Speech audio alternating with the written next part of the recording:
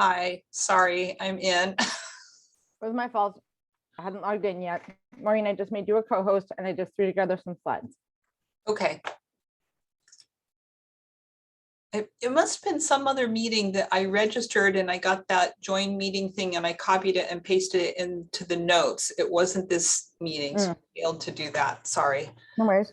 So you have the authority to let people in, and I made some slides just to guide us. Oh, wow. Okay, great. Thank you. Hi, everyone.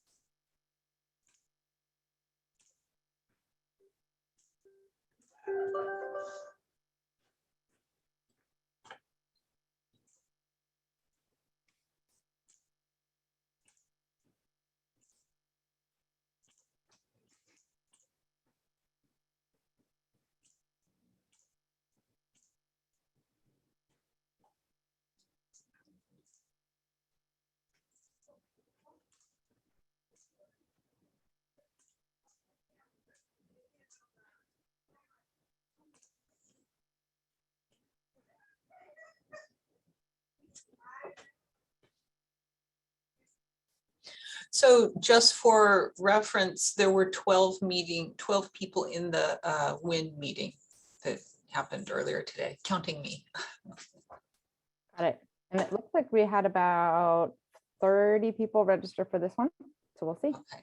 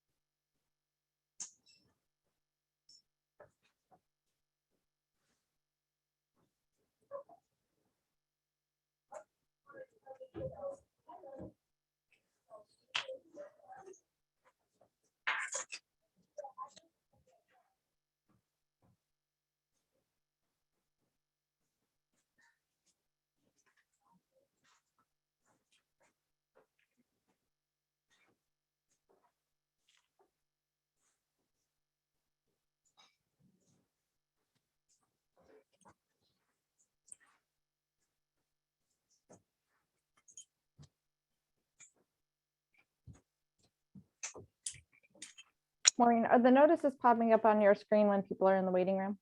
Yes. Okay. Yes, they are.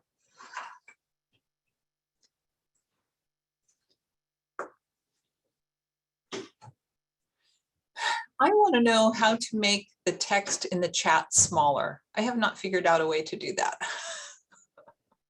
I don't think I've ever thought about that. Like it's too big on your screen, or like the chat Yeah, box itself is too big? It's huge. It looks like it's 20 point or something. Oh, weird. I don't have that. Oh.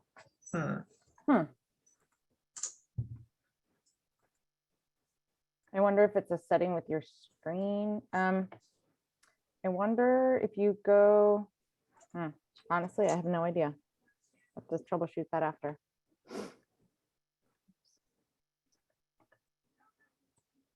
All right, people are rolling in. Yeah, they are. Good. Happy to see you all.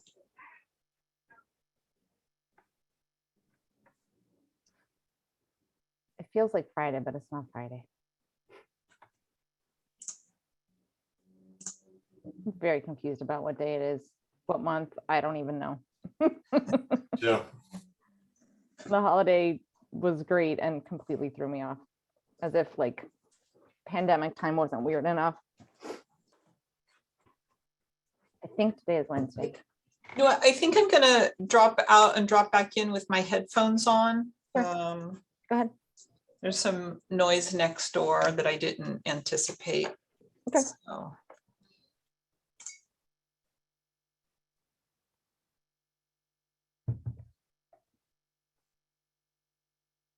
Okay, when Maureen comes back, we will get started.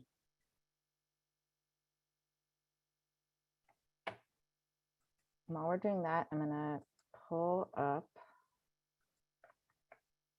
the slides.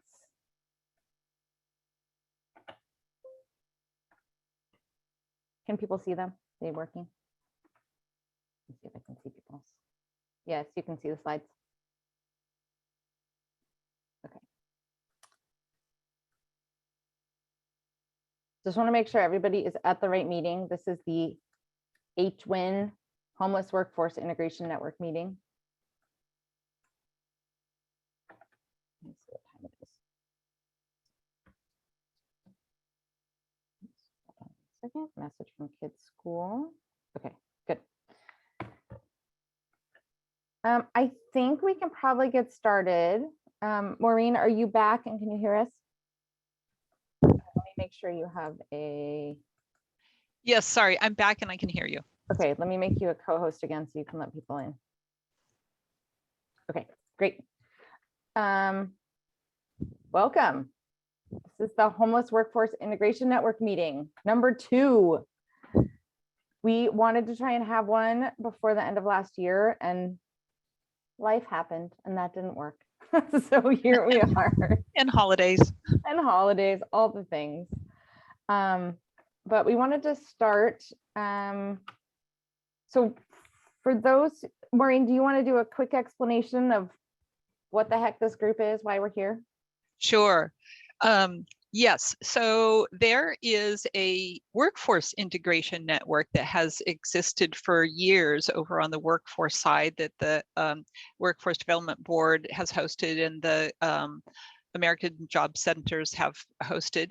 And sometimes we have a couple of people from homeless services side, someone who has their foot in both camps, some of those agencies, some of those people, but and homeless services has its networks and convenings and meetings and everything, but there hasn't been a common table where we can all come together, where homeless services and workforce services can really come together and problem solve, you know, in our 2 different systems. So the point of this network is to provide that forum so we can do that and just streamline things and do things more efficiently, and also not keep re-traumatizing our clients. It's not only about a better experience for workers, but a better experience for our clients, of course. Thanks, Maureen. With that, I think we'll start with introductions. And I know I said only 10 minutes, but I think this is actually a really important part of this meeting. So we're hoping folks will do their name, their affiliation, and then your first and or your worst job. In my case, that was both. So maybe I'll start and model. So I'm Jamie Jeanette. I'm with Health, Housing, and Homeless Services for the county. And my first job was in high school, and I worked at this little boutique that was down the street. And the first day on the job, it was just like this woman that owned it. She was looking for a clerk. She kind of hung out with me for like an hour and then left. And I had my first sale, and I realized she didn't have a cash register. She sort of had a cash box and a, you know, like a little slip that you write things on. And I realized I didn't even know how much sales tax was or even how to calculate it. I just froze and called my mom in a panic. And then later, you know, she like, people were shoplifting because of the way the store was set up, and she was going to take it out of my like, what, $7 an hour salary. My mom was like, I'm going to march down there and you have to quit. And I was like, nope. And I stuck it out. And it still is the worst job I ever had. And she loved me. I probably, because I just took all her crap, but that was definitely not a job that I would recommend as a first time for anyone. That was great. When we did this in our EHSD leadership team meeting, it took a long time because everyone had a horrible story like that. Trial by fire.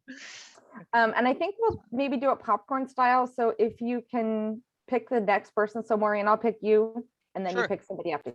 Okay, sure. Yes. So Maureen Nelson, Workforce Development Board. And I will say my first worst job was kind of the same, and that was being working at Kentucky Fried Chicken, first as a cashier at $3.25 an hour, and then eventually getting promoted to cook. And I think that was maybe still under $4, but it was bad because I was constantly getting sprayed with hot oil, and I had scars all over my arms, and I had to break these chicken pieces that had rib breasts that were razor sharp, and I never had fewer than like 70 or 80 cuts on my hands. It was just really awful. And then flour everywhere, and grease and flour. I'd come home like completely covered with grease and flour.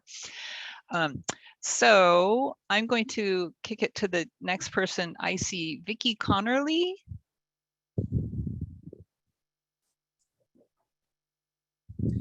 Good afternoon. My name is Vicki Connerly. I am the Senior Secretary for MDHS Hope. And my first job was actually when I graduated from high school at 17 years old. I worked for a law firm, corporate attorneys. Loved the job. Was my favorite job up until the time when they broke the news to me that they were going to move to Hawaii and I couldn't come. So with that being said, that was both my first job and also became my worst nightmare, frankly. Yeah. So who do I have here? Let me get onto the grid. Can I pass it along to Patty Poyer, I believe it is? That is right. Thank you. My name is Patty Poyer. I'm a case manager for the Probation Housing Program at Hope Solutions. I am attending today on behalf of Alicia Jackson. And this is a really tricky question for me. I definitely would have to say back in high school when I was a server, definitely very draining, not just physically, but mentally and emotionally. But I think it was just that specific restaurant because the owners were not very supportive of their staff, right? And that's how I've come to learn that having supportive leaders, it's incredibly important. So that would be my worst as of now. So I can pass it on to Mary. Hello, everyone. My name is Mary Fitzgerald. I am the Veterans Program Manager at Shelter Inc. This is actually my first meeting with this group, so look forward to learning and working with you all. Let's see, first job, also in high school, just after I got my license, was delivering flowers for a small flower shop. That was interesting.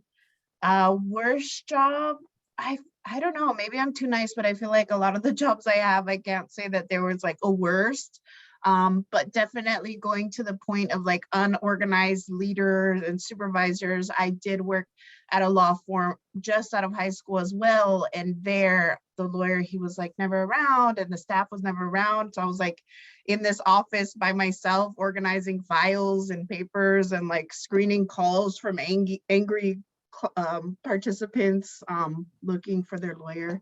But yeah, other than that, I guess so far good experiences working. I will pass it to Angelica. Hi, good afternoon. My name is Angelica Lara. I'm a foster and homeless liaison for the Wellness in Schools program here at Contra Costa County Office of Education. My first job was at about 16 years old, and I worked at my local mall for a little kiosk, and it was called Wonder Nails, and I sold nail kits for on commission. So it wasn't a very fun job, but I got really good at sales. Thank you. And Angelica, can you pick another person to go? Thanks. I will choose Charles Brown. Hi, good afternoon, everyone. My name is Charles Brown. I'm a business services representative with the Workforce Development Board of Contra Costa County. I would say my first job that was pretty good was a summer job I believe I was 14 years old at the time, working with the city of Richmond in their public works department, having fun painting the red parking zones. And so I got a chance to be mentored by someone, and I was doing that. At the same time, prior to that, within the same agency, I started off on cleanup detail all throughout the city. I didn't really like that part. And I was lucky enough to be transferred over to another area, which I just described. So within the same time frame, it was the best and worst. The latter being the best, since I was able to be transferred within that. But it was still, learning experience for me as a young man at the time. Thank you, and I will pass it on next to we have Morgan Perkins. Hi, thank you. My name's Morgan Perkins. I work with Hope Solutions. I am the employment and education specialist for our rapid rehousing clients. And one of my first jobs was probably senior year in high school. I worked at a bookstore downtown near us, and it was actually a fun job. My friend worked there as well, so we got to kind of hang out and enjoy ourselves. And the manager was really great. He was laid back, but I always remember they hired a new assistant manager for the store. And I share this with some of my clients. Instead of learning our names, she would stand at the front of the store, and we had to be, stocking books or straightening up. And if a customer came up, she would just yell cashier really loudly across the store. And she would not assist anyone. She would just yell out cashier for us to come up and help them. And it was a bit dehumanizing, but eventually I think she learned our names after a couple of months. I'm gonna pass to Amabella, I'm sorry. It's all right, Morgan. Good afternoon, everyone. My name is Amabella Cummins, and I work for Rubicon Programs, which, as you know, is a private nonprofit here in Contra Costa County. I am a career coach, also called case managers in the WIOA program. And as most of you know, WIOA is a federally funded program that provides free training and job search services to all populations. My first job is a summer job, and I was a housekeeper, a house cleaner for a woman who was in a wheelchair. To me, it was just a job then, but then now looking back, I'm kind of proud of that job and being able to assist her. So that was my first job, cleaning house for a woman who was in a wheelchair. So let me see. I'm going to pass it on to my awesome supervisor, Lubna Hanif. Go, Lubna. Thank you, Amabella. Good afternoon, everyone. My name is Lubna Hanif, and I am your work career coach team supervisor. And my first job was in a mall kiosk. I have sold everything. Sunglasses, hair ties, scarves, shoes, perfumes, like literally. And the worst part is that the job is 11 hours. You leave, starts at 9, so you leave home. It starts at 10, so you leave home at around 9, and then the mall closes at 9. So from 10 to 9, and then no work-life balance because you don't get weekends off. So you would get like half day, maybe Tuesday and a Wednesday off, and that's spent in cleaning and groceries. So it was like a hamster running on the wheel.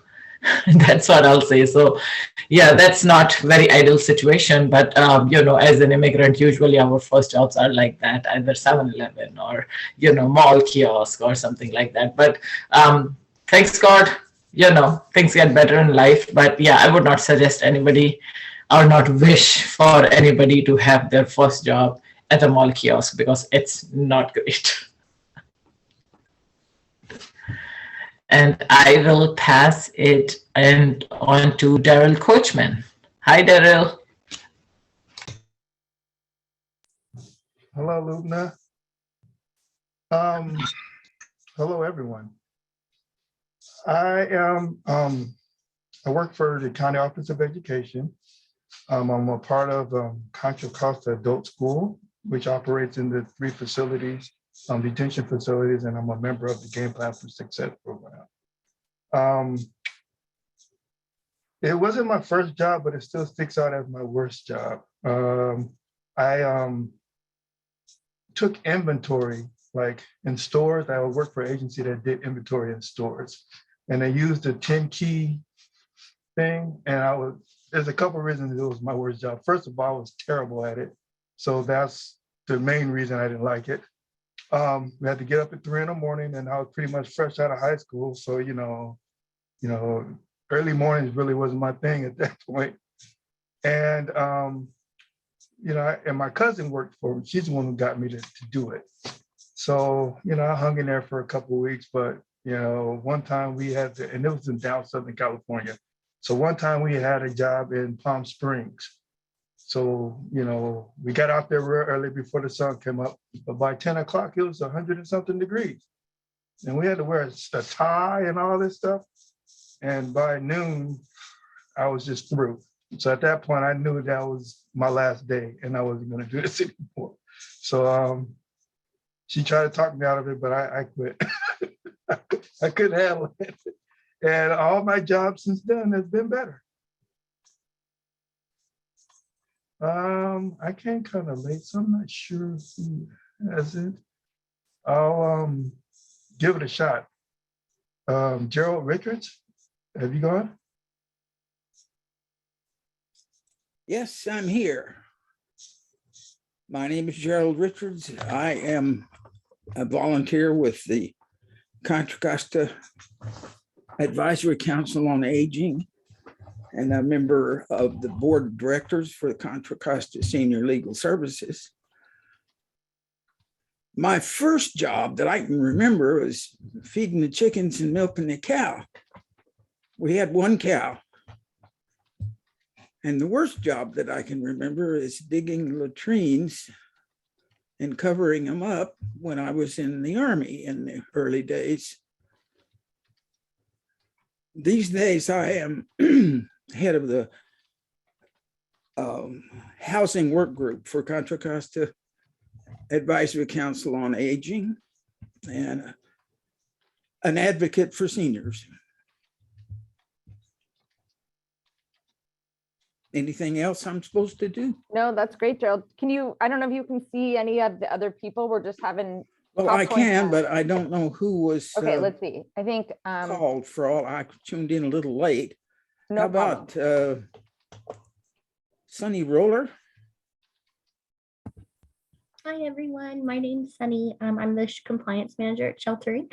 My first job was right out of high school working at Babies R Us as a baby registry consultant, which was scary because I knew nothing about babies or being pregnant. So it was really weird giving all these women advice.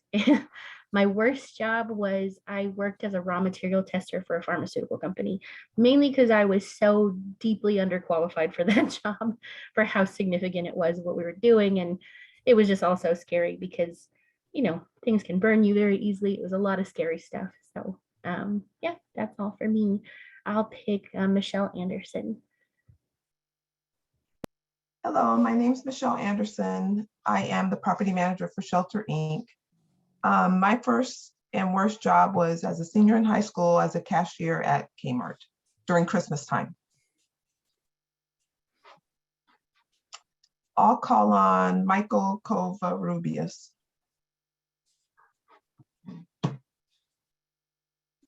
Okay, hello everyone. It's good to see a lot of familiar faces. Hi. Michael Covarrubias, I'm the Senior Workforce Liaison at Rubicon, and my first job was a newspaper, throwing newspaper, wrapping up newspapers early in the morning, a big old bag at 4 o'clock. Not a big fan of, I loved the job, but it was just waking up 4 o'clock in the morning. It was like, oh my mother would wake me up. I think I was like 12 years old, and my mother would wake me up 4 o'clock in the morning. I was like, oh, really? And I'd have to bag up like about 100, 150 papers, throw them out, and sometimes it would rain, and it was kind of the miserable part, waking up at 4, because then I had baseball practice, go to school, baseball practice, then do homework. So I was like, from the very get-go, I was always a little hustler. So yeah, the waking up at 4 o'clock in the morning was the tough part. Yeah. All right, guys, thanks. Want to pass it to someone? Yes, I will. Well, who hasn't gone? Let me see. Brittany, has Brittany gone? Don't think so. No, I have not. Hold on, let me Brittany? Thank you. Hi, my name is Brittany. I currently work for the Hume Center. I am the new Rapid Resolution Specialist. But I'm wearing 2 hats. So I also am a case manager for FSP and Concord Outpatient, still providing support to them. My worst job was, I don't know if anybody's from Pacheco, but Run Burger Run. It used to be at the bottom of Pacheco, and I only lasted a day, but I was only 15. So like my mom showed up to be like, oh, I'd like my daughter to do my order. And all of a sudden I wasn't there. Like she was like, no, my daughter works here. And they're like, no, she needs more water. Okay. So that was my very first job, and that was the worst. My best job, besides my current job, because it's so fulfilling, was I was also a auto mechanic for Audi. I was a master technician before I became a case manager and worked in this field. But it is very hard to get certain people to believe in a woman mechanic, even though I was very good and very, I was just very good at it. And so they just gave me a hard time. But then as my back started hurting and my body started falling apart from just life, I realized that it wasn't going to be ideal. So yeah, those were my jobs. And so I am going to pass it to Daniela. Hi, everyone. My name is Daniela. I'm the site manager at Spark Point site East. And let's see, my first job was at Burlington Coat Factory.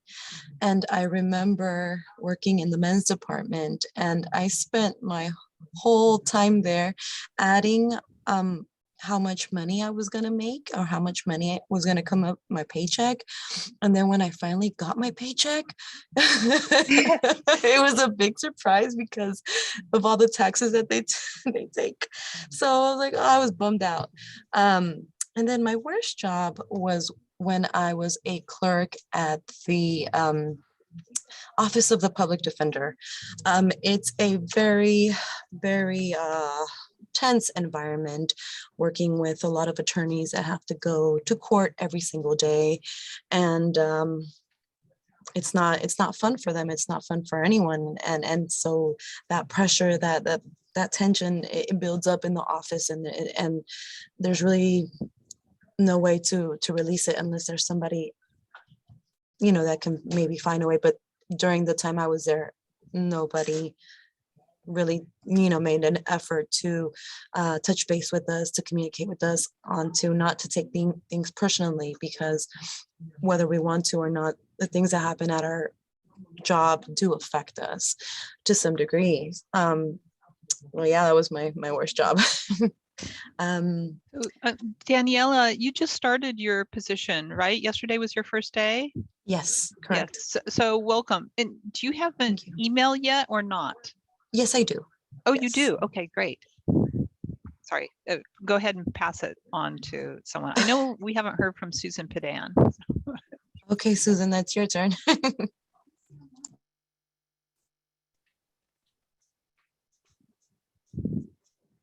Maybe she's not there. Maybe she stepped away. Can you hear me?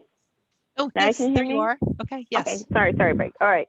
Hi, everybody. Good afternoon. My name is Susan Padan. I work for Contra Costa County. I'm somebody called a navigator for the Employment and Human Services Department.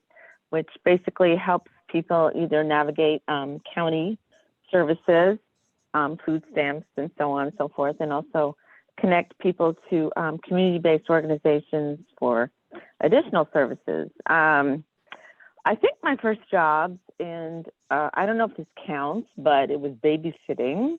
And I remember being about 14 or 15, and I was sort of paid under the table. So I don't know if that really counts as a job, but I remember people, and I can't, to this day, I can't believe they did this. They left me with babies, like really young babies. And I remember a couple of times calling my mother in a panic because I had no idea what I was doing or why the baby wouldn't stop crying. And so I have to give a lot of kudos to my mom for rescuing me a couple of times and actually coming over to help me figure out how to deal with the baby. So I would say that's it. Excellent. And I don't know if you can track anybody that hasn't gone yet, but do you want me to, at this point, would it be helpful if I just name people, or you can do it on your own? Has Martin gone? Maybe he did, Bill, Martin Carrillo? I don't think, I see a name down there. Hi, everyone. No, I haven't gone. Okay. Yeah, I'm the employment coach for Rubicon. Yeah, so the worst job, let's see. I think my worst job was one of my friends right out of high school. It was summer. We were signing up for college, and we got a job at a warehouse. And, you know, we had a couple of our friends actually that were working, and it was fun and all until we ran it. You know, our supervisor, though, was just a complete, a jerk. He always found every reason why to hate on everyone, not just me or my friends or anyone else. It was just, he was always in a bad mood. Any little thing, he was always finding every little thing that was wrong. And he just made work miserable. Yeah, so that was my worst experience at work. Anyone else hasn't gone? I don't think we've heard from Darcel. Okay, Darcel, you're up. I am here. Let me see if I can put my face on quickly. I am the site coordinator for our American Job Center in Concord, off Park, Chicago. And nice to see everyone this afternoon. Worst job, I don't know. I never considered a worst job. I found it challenging. So I'll say challenging for me was being a, I forgot the name already. I used a a red stripe at the hospital volunteer. And then also I used to deliver newspapers, and a dog bit me. So that was considered the worst job. So enjoy meeting everyone today. Thanks, Darcel. I think Bill Shaw, you haven't gone yet, right? Okay, good afternoon, everyone. Bill Shaw, Executive Director of Winter Nights Family Shelter. We run family shelter and a safe parking program. I've always worked somehow, somewhere. So from babysitting to stacking wood, so I've always worked. Worst job within about 12 years ago, working for another homeless agency. Didn't work out. After 4 days, I quit. It just, when someone tells me, let me tell you how to work with the clients, I know I'm at the wrong place. So that was my worst job. And it was a pretty major agency that's dealt with homeless youth, but I'm happy where I'm at. Okay. Do we need to pick somebody? Sure. Can you keep track of? Yeah, Valerie.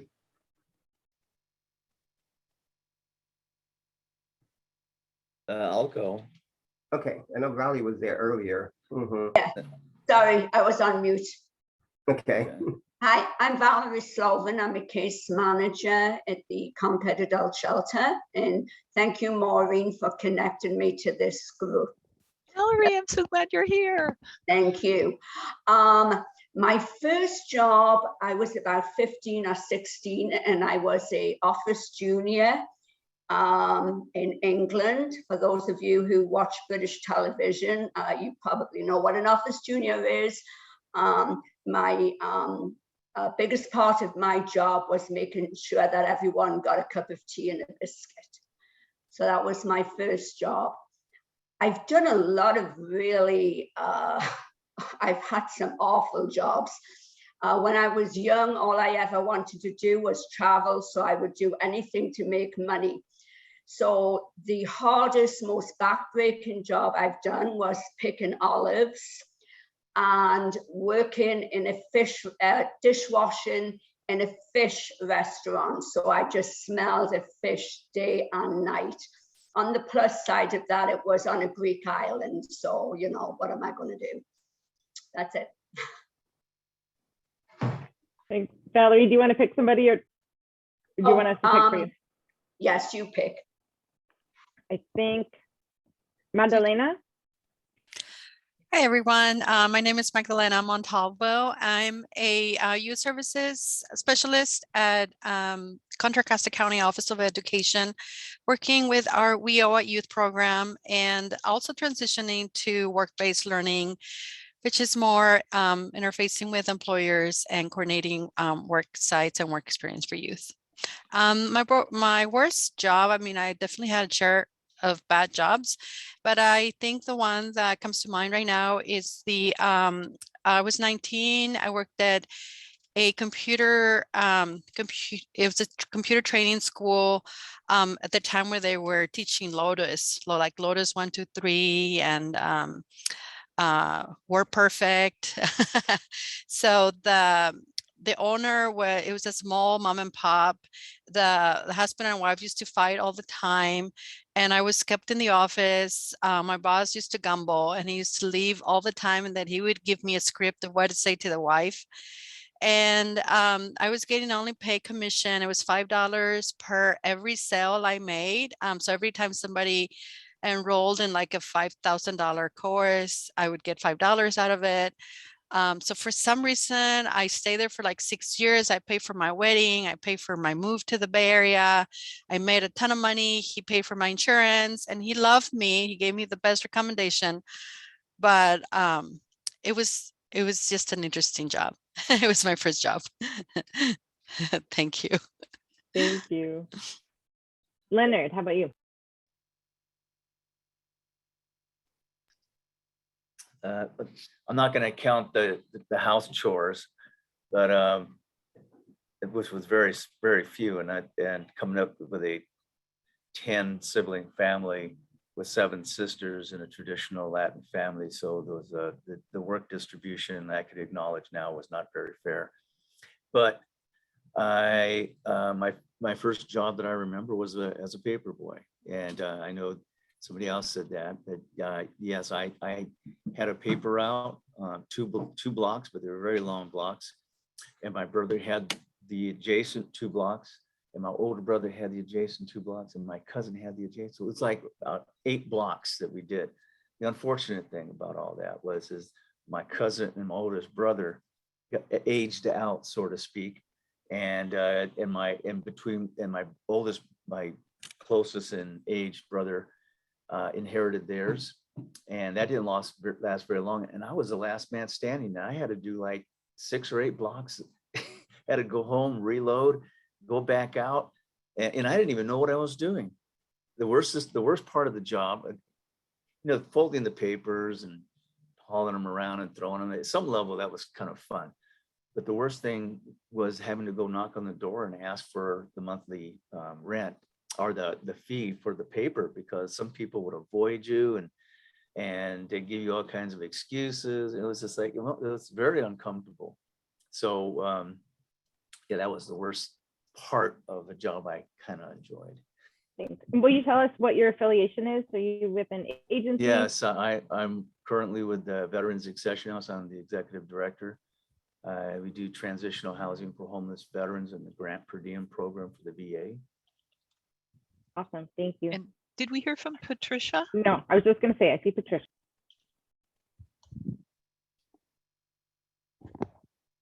Hello, I'm with Workforce Development Board of Contra Costa County. I work with Maureen, who called on me.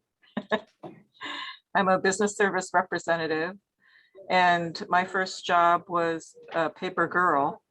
And I took the route because my brother hated collecting the money. So, and I don't, I was thinking about worse jobs, but I couldn't really pinpoint anything. So nice to meet you all and be here today. Glad to have you here.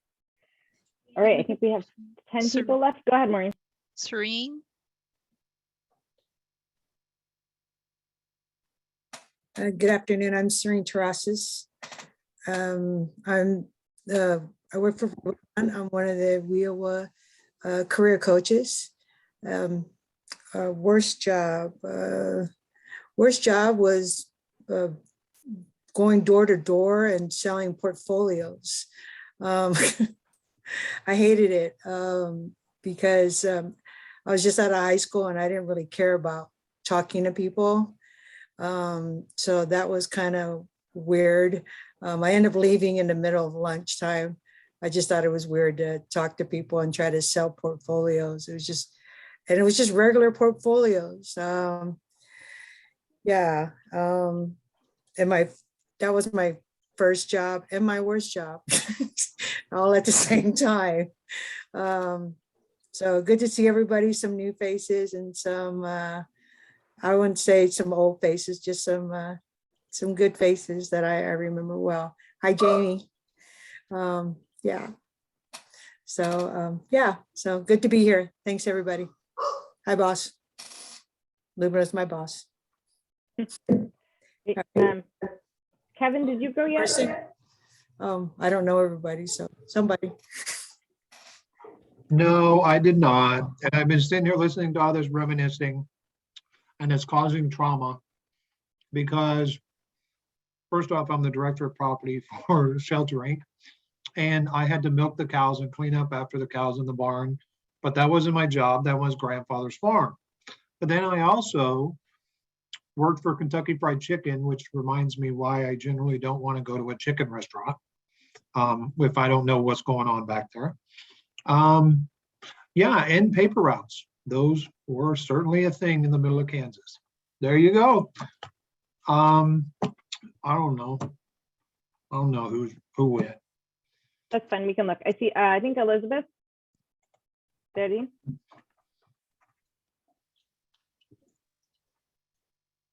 Oh, hi. Nice to see you guys. Elizabeth, sorry, from Rapid Resolution.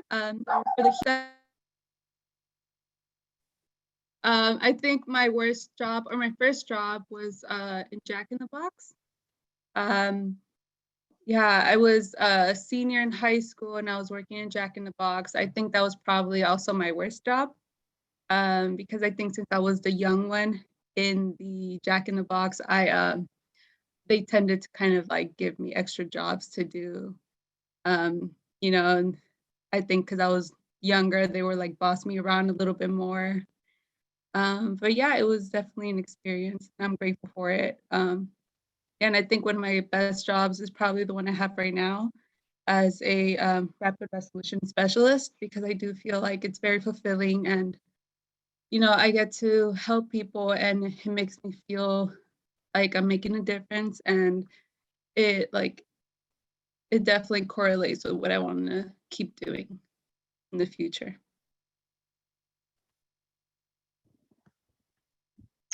Who have we not heard from? Me? Oh, go ahead. Hey, Kara.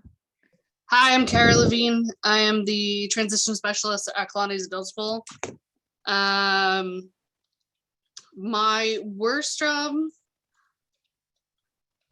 was probably, it seems everyone was back in high school. So it was probably my end of my junior year. I worked at Six Flags, I think it was Marine World still. I'm rather short, I'm only 5 foot, and we had these really tall machines in the pizza shop where I worked, and I couldn't reach in safely, so they had bought me a stool. Let's just say stools back there does not work. Everyone tripped over it, and it was very rickety. So that was probably my worst job. My favorite job is I'm originally from New York, so I actually worked in Jersey for a couple years. And I loved that because the beach was 5 minutes from my work, and that's where I spent my lunch every single day. So, yeah. Excellent. Anybody else that hasn't gone yet? Hi, I'm Susan Paul. I'm a relatively new career advisor at Rubicon in Oakland.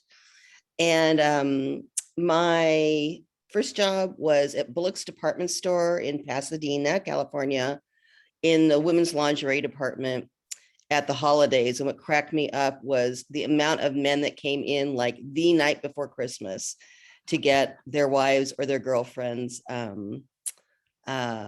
some lingerie. It was hysterical. You could always depend on it. Nice to be here. What was your agency, Susan? Oh, Rubicon. Oh, okay, sorry. I didn't hear that. Yeah, I know we had some new people come in. Yeah. Brandon and Tina has. And Amber and Tina and Selena and Leslie. I feel like romper room. I'll go next. My name's Tina Kosnicka. I am with Shelter Inc. I am the employment specialist. My first job was Wayne's Donuts in El Cerrito.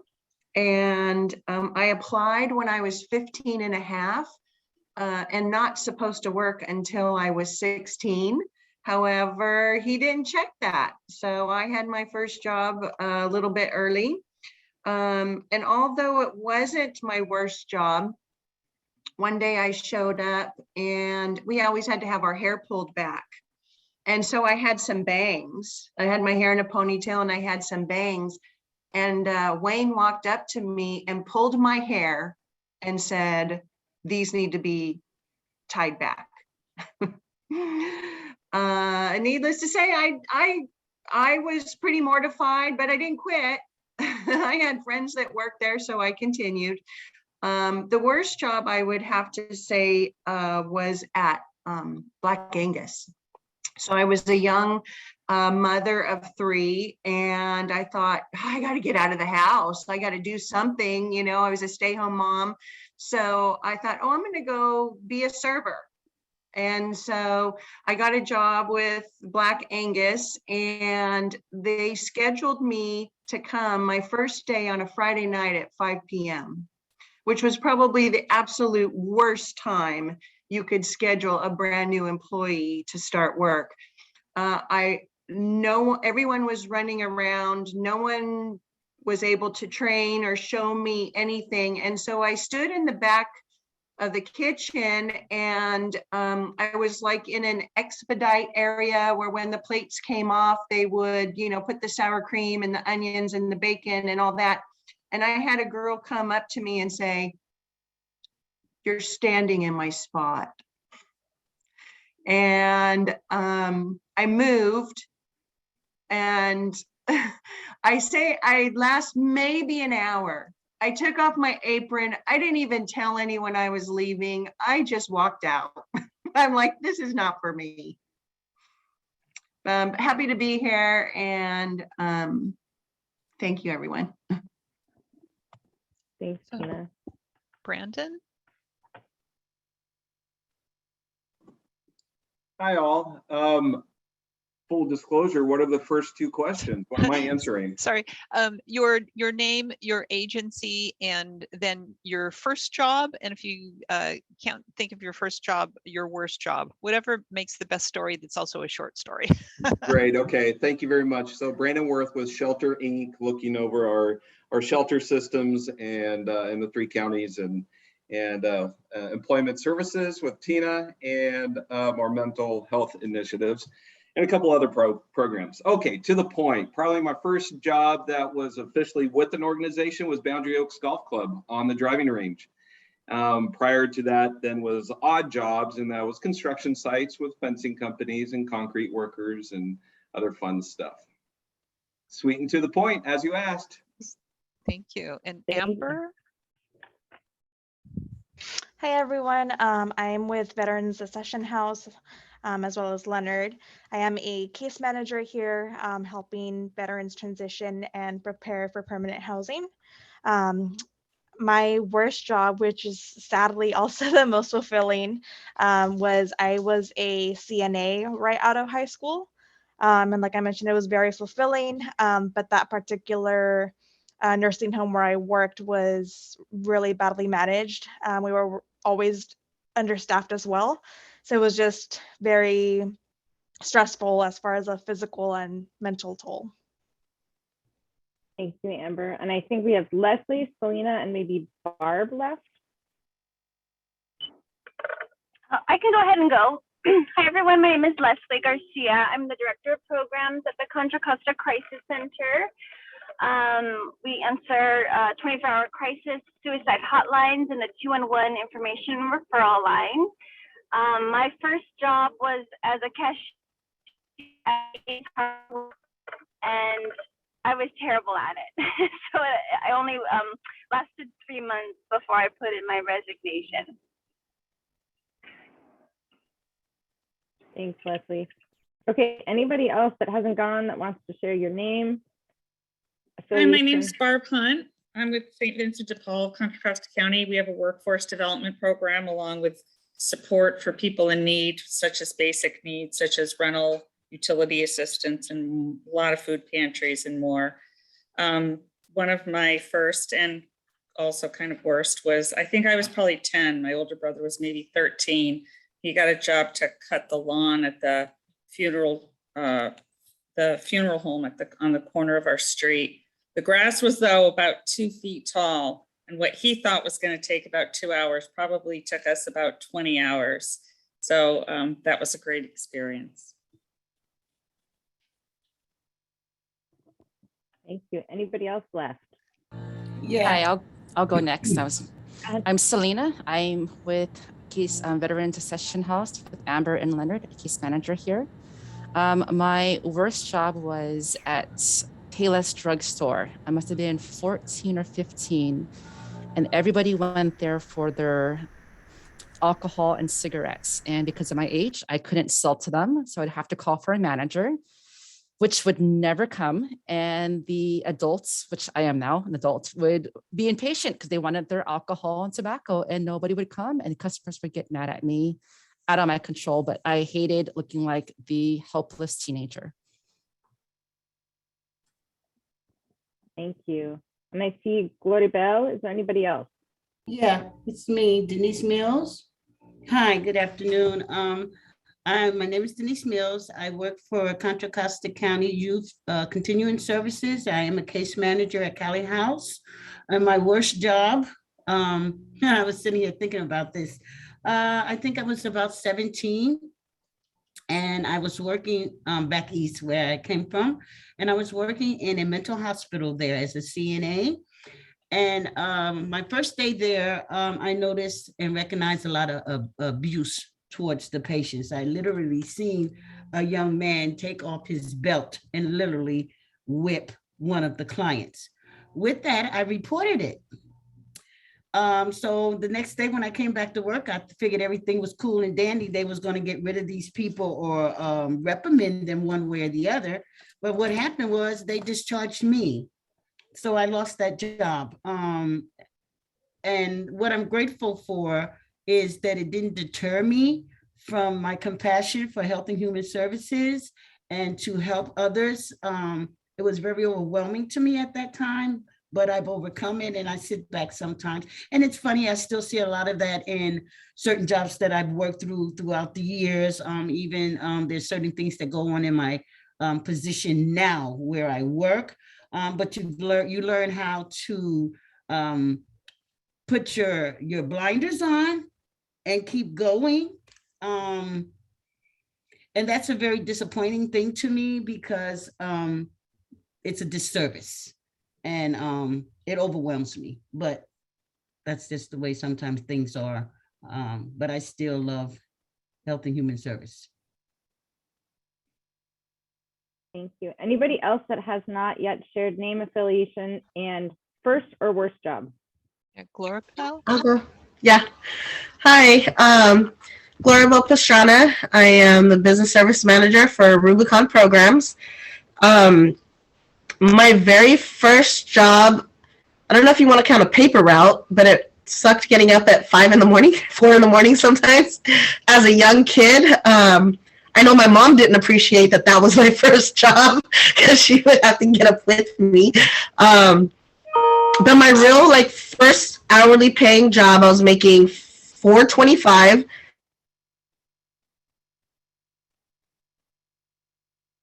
I think we just lost you. We just lost your audio. Oh, what about we can't hear you? I don't know what's going on with audio. Sorry. Put it in the chat. All right. Anybody? Oh, are you back? Yeah, I'm back. I'm sorry. Where did it cut off? I'm sorry. Brentwood Unified School District was my first job working at the warehouse as a gopher. Go for this, go for that. Making $4.25 an hour as a teenager. That was my very first job. We had a new person. I didn't see the name though. Yeah, so if you just joined, we're doing your name, your affiliation, and your first or your worst job that you ever had.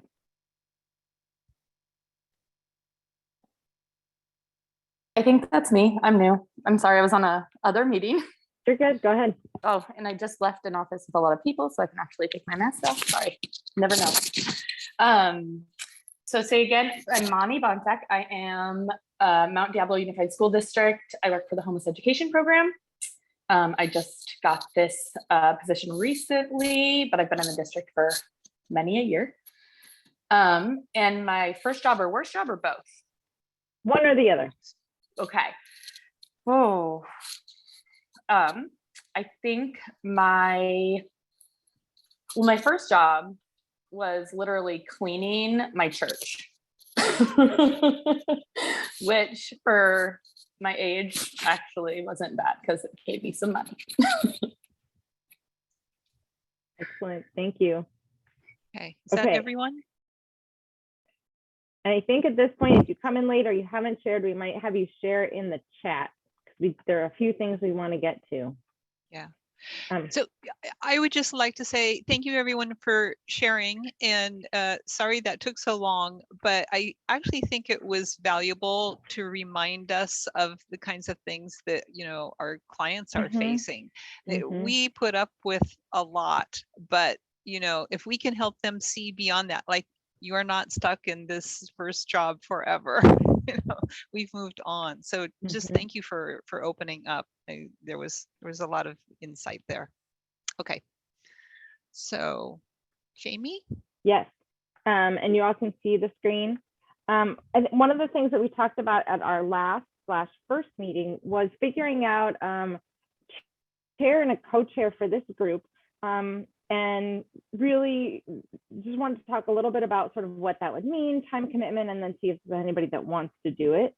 And mostly, so Maureen and I are really sort of staffing this meeting, but that doesn't mean that we should be the ones to come up with all of the ideas and the agenda. And we want to have that sort of thinking and leadership come from other members of the group. So I think the chair, co-chair roles would really be to meet with us, to help think about the agenda. I mean, at this point, it's really that, like, we're setting up the meeting link, we're doing the minutes. It's really sort of to help form what the actual meeting is going to be about, and then probably facilitating the actual meeting. So the time commitment is really just the meeting itself, which is 2 hours. I think we decided on every other month. And then probably like a half an hour to an hour in between to help plan.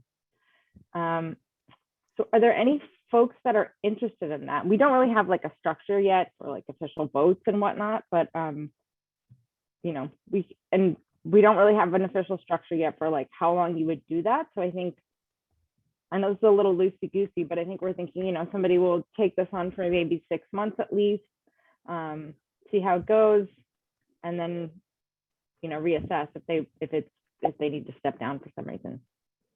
Are there any people that are interested in helping sort of be the thought leaders on what this meeting should be about and what the agenda is? Oh, Mani, is interested?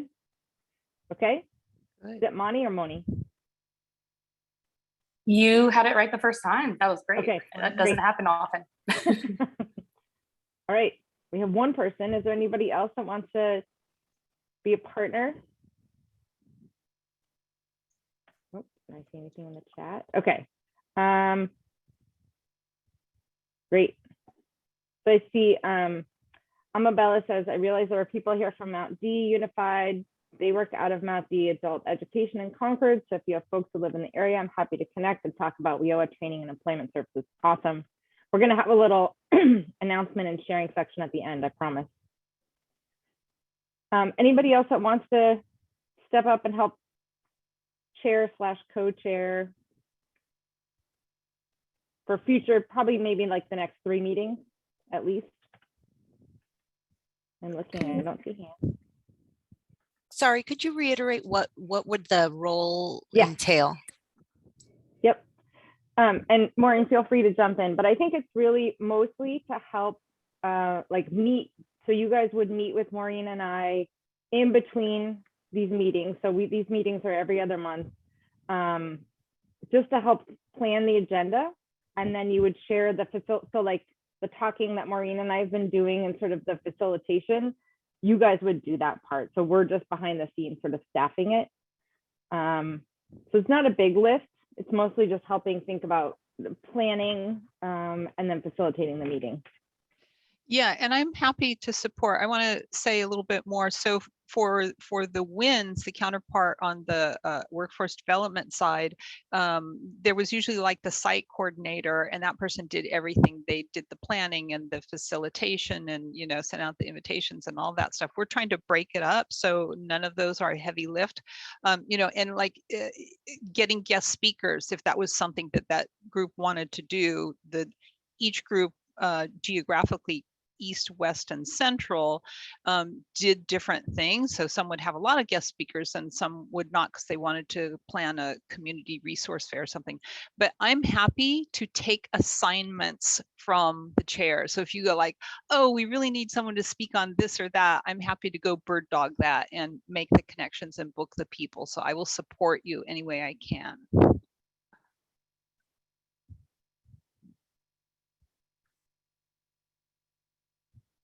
So I'd be happy to help out co-chair, or I know you were looking for someone to kind of be a host for one of the areas. I'd be happy to help out in one of those 2 roles. Okay, cool. Thank you.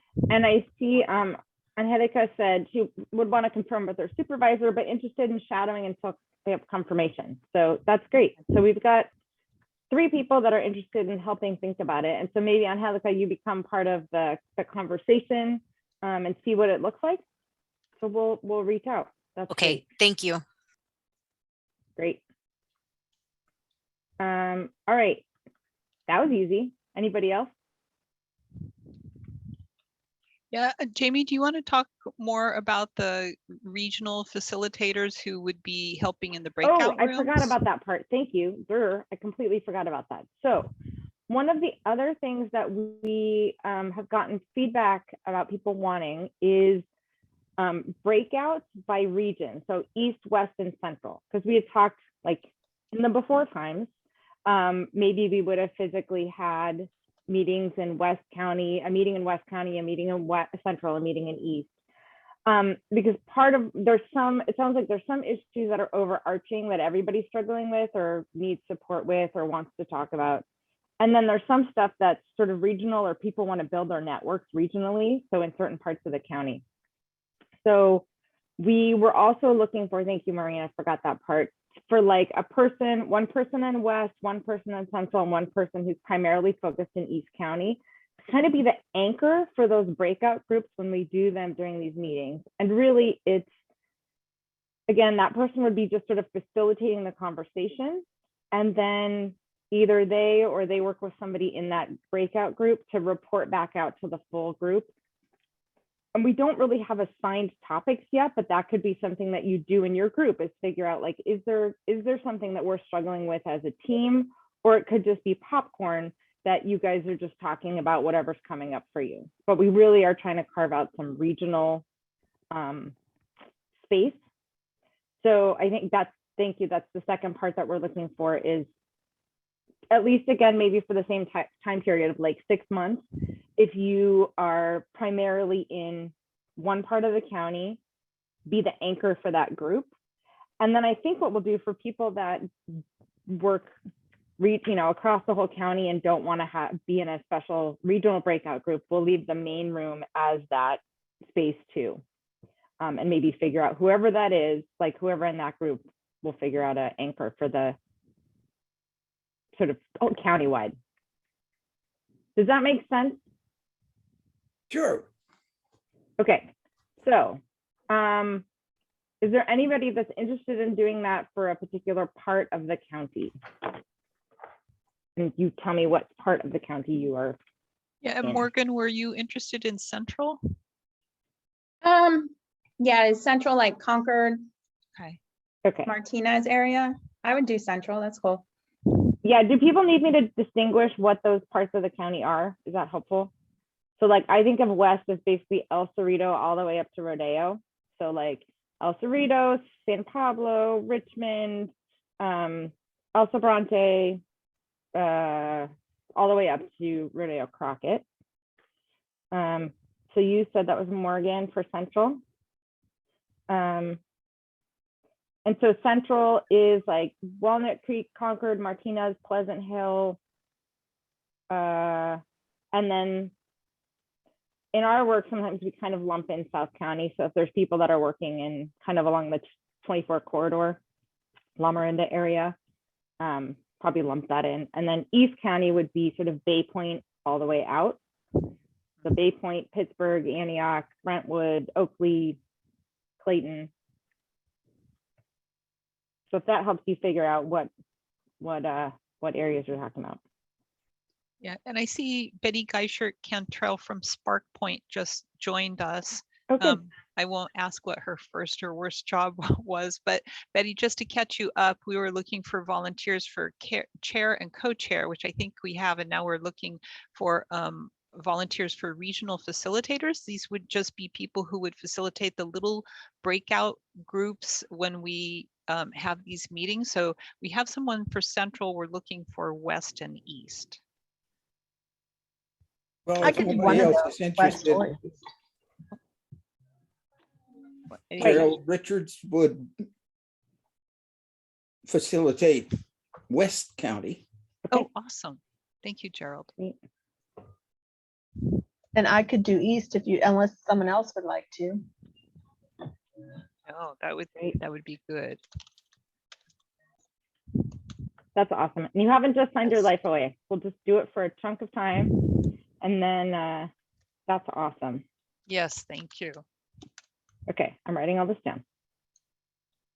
Okay, cool. Yay, look at that. We made some decisions. I love it. Yeah. So we're gonna move, our agenda is we're gonna move into shared problem solving time, and we're probably gonna have less time than we had initially planned. So maybe we'll do like 20 minutes for this. And then we'll break out into our regional groups. But I wanted to share, so I sent out a survey to everybody that had registered for this meeting.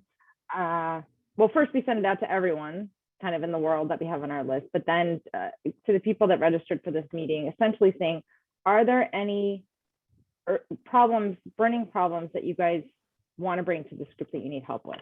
And I am going to show that to you if I can pull it up. Hold on one second. So I'm going to share. Oops, that's not what I want to share. Hold on one second.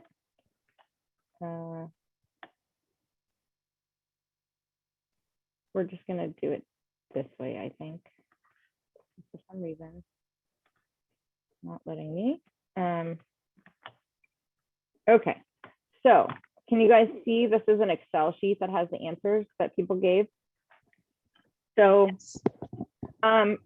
obviously, part of the reason why we're here is we're all trying to figure out employment. So burning issues or challenges that you want the group to help you think about.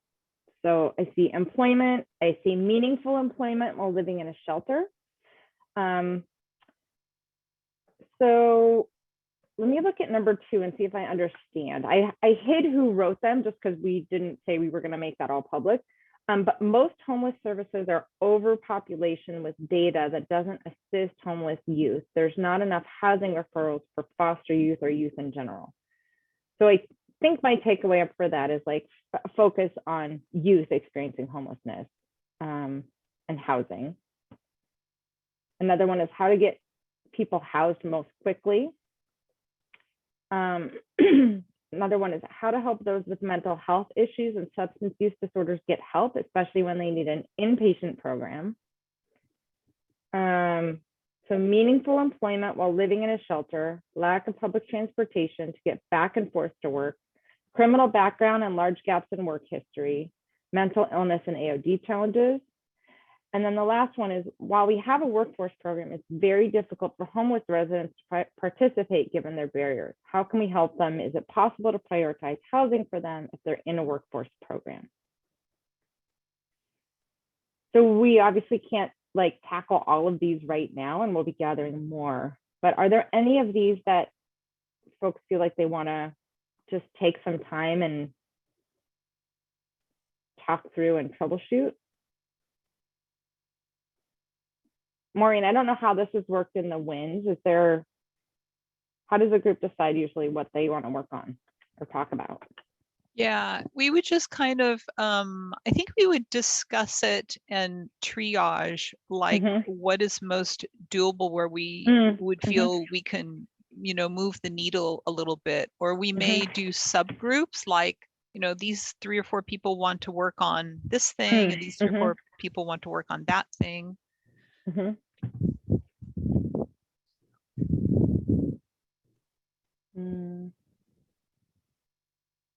Well, this last issue here, the workforce program, and what are the barriers right now?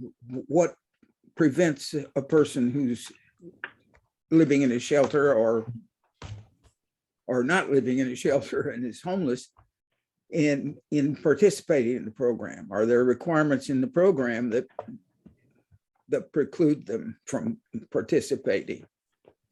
No. I asked that question. This is Barb from St. Vincent de Paul. What we find is that people that are homeless but are in our workforce development program have a hard time getting to work and have a hard time staying in the program. So, there are so many challenges when you're homeless, just making it through every day. The reliability of them getting to the job, and they're being paid for this work. So, what I'm asking is there a way to prioritize? I know there's a priority of who gets placed in shelter based on a certain algorithm of if you have children or whatever other situations. Is there a way to jump the line for people that get work? Because once they get work, it'll help them maintain their housing more than somebody who potentially gets shelter and doesn't have employment. So there's so many issues, but that's kind of the summary of it. I can speak to that from the housing perspective and the homeless system of care, and how if somebody comes into the homeless system of care and is seeking housing, how that prioritization happens. So there's actually like a system-wide level decision that's made to prioritize people based on vulnerability. So I don't know that we could actually change that prioritization to, make employment sort of a first factor. But I wonder if there are other ways besides doing that. So I just wanted to give the landscape of like, for homeless system of care, if people are trying to get supportive housing, whether it's rapid rehousing, permanent supportive housing, like it's kind of, HUD would not look kindly on it to prioritize people that are employed over people that are, medically vulnerable, for example. But I wonder if so just to put that out there, but there are other ways that we might be able to address that. Morgan, Yeah. the pilot Doing it? that you're doing with the youth, were you able to do something like that, extend someone so they could go into training rather, because everything was set up, all the pieces like a house of cards, and rather than pull out the card and have a whole thing collapse, you guys kind of like glued it together for a little bit longer? It was, but that's kind of, that's kind of the hard part, and it might help, thinking ahead, somebody from H3 or core explaining how it works. For us, what Maureen's talking about is we had a client in rapid rehousing, and we offer a certain time limit of subsidized rental payment for our clients. So ideally, there's a 6-month period where someone comes into our rapid rehousing program, and we're able to offer them temporary housing. And then it is based on employment, usually, to try and get them into an apartment. And we help with move-in costs, the upfront move-in costs, and kind of leverage our position to influence landlords to rent to somebody they might not, if you don't meet the 3 times the rent criteria and all that. And then, like I said, usually there's kind of a time frame where the client is able to build their income to take over their own rent. And we had a client that entered into a education training program, and even though she was kind of at the time to exit our program with subsidized rental, we were able to extend her working with the county and our programs. So we're actually helping to pay her rent until she completes this 6-month education program. But she still is working and going to school and raising a child and all that good stuff. But, and it's something, I can just talk to from our agency, and I'm sure the people from Shelter Inc. find the same thing, is getting people into apartments in a rapid rehousing program right now. It can be really challenging because landlords are looking for people with jobs. The ideal kind of housing first model is not easy.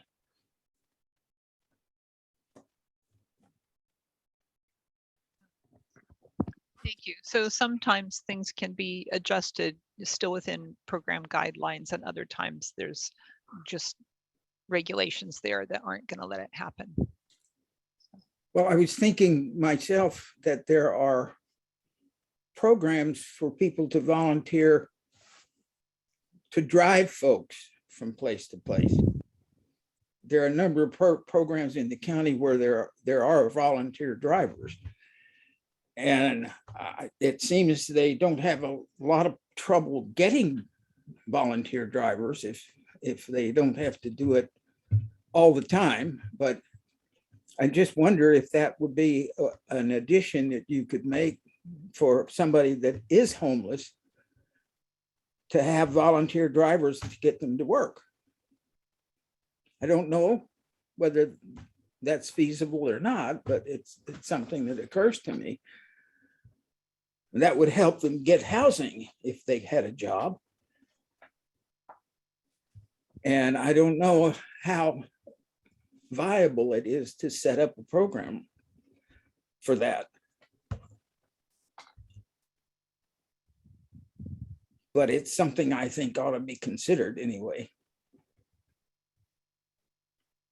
And Gerald, there was a request in the chat. If you have any information about volunteer driver programs, if you could throw it in the chat, that would be really helpful. If there's like agencies or programs that you know about. Okay, I will. Let me see if I can remember. The contact information is what's missing. Yeah, even the names of the programs or the agencies is great. We can do some research.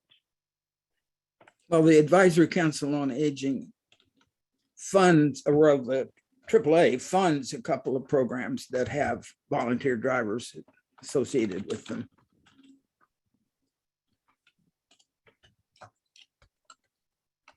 So I will say that the things on your list there, the burning issues seem like system level things, and in the wins, a lot of it was much more down to earth, like how do I refer to your agency, you know, and sometimes that was really the barrier because there wasn't a referral form, or no one knew like, well, what's the eligibility of that program. And so we were, you know, problem solving at a very practical, maybe granular level. And so this seems like it, you know, could bear some little work groups or something. Maybe there's a way for people to sign up for what they want to put some attention on. Well, and Maureen, I'm glad you said that, because one of the things that came up at our last meeting was people wanting for those like ground level issues of like, who does, what agency does what thing, and how do I refer people? So we built a little thing in Google Drive for people. So you can, I just dropped the link in the chat so you can populate that. Or go see those, you know, see what people have put in there. But for your, so you're asking Maureen for identify different, maybe different work groups. Yeah, and not everyone has to be on one. It's not a forced march, but if it's something that you're really interested in, is because boy, this is really an issue for a lot of your clients or something, and you're, you know, willing to do some research or reach out or something, you know, maybe that's something you want to volunteer, and then you can come back and share what you found out. And I'm certainly happy to support all the groups to the extent I can, all the problems.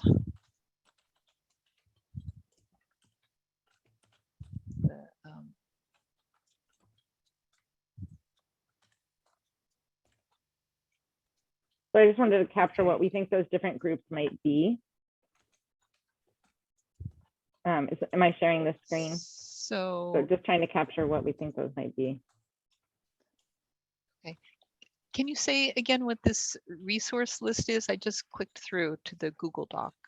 Yeah. So our first meeting, people said they really wanted almost like a little database that has like anybody could go, anybody in this group could go look and be like, okay, Shelter Inc., what do they do and how do I connect people to their agency or for workforce? Oh, okay. It's just that. Okay, so you just started it with yours. I just started it with ours. Okay, okay, all right. Am I missing No. something? Okay. Yeah. So we're building it out now. Yeah, okay. Exactly.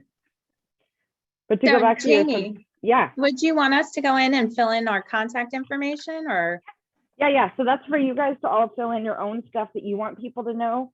And then we can, you know, periodically check in with the group and say, like, is there enough information in there about your colleagues' agencies, or are there more things that you want to know? And we can start documenting in there. Because we heard you say, we want to know what other people are doing and how to connect with them and who's maybe the best point of contact. Yeah. In the Google Drive. Yeah, thank you for creating that. Mm-hmm.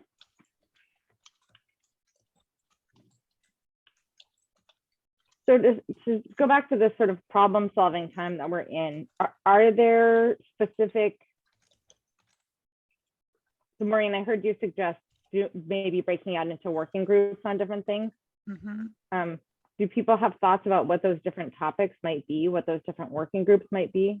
Do you want me to pull up the, I'm looking at the, you know, there's like a youth pay housing resources was one of them. I would add in there newcomer population. I guess both.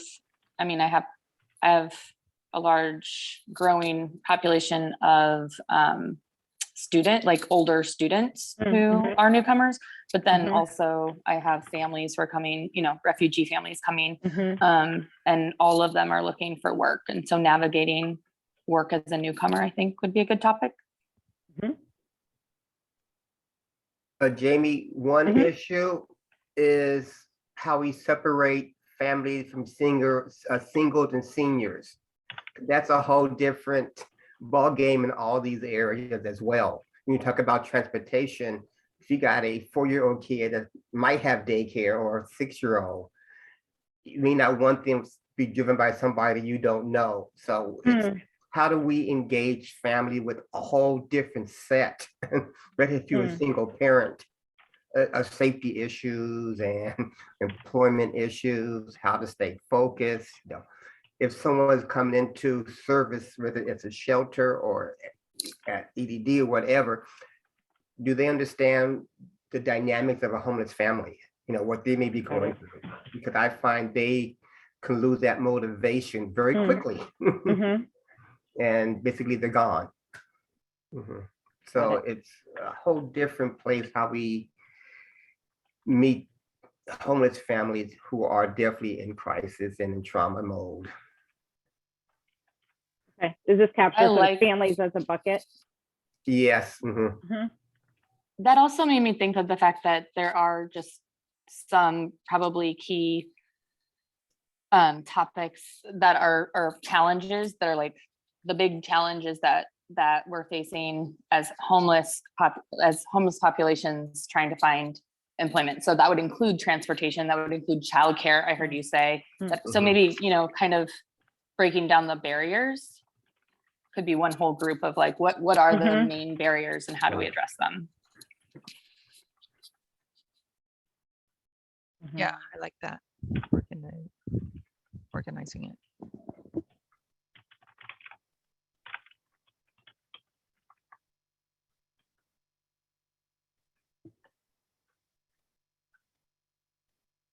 So it seems like with transportation that there are some pre-existing programs that offer transportation for children from school to daycare sites, after school sites. And it sounds like there's some existing ones for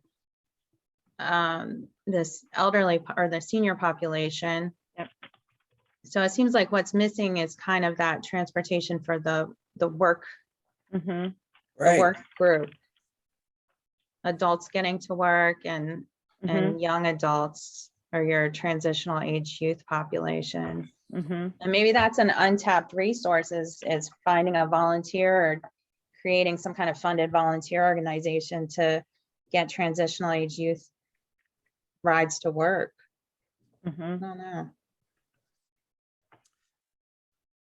One of the things that the health department has done for people who also have difficulty if they're homeless getting medical care is provide them with a telephone so that that they can be contacted at any rate.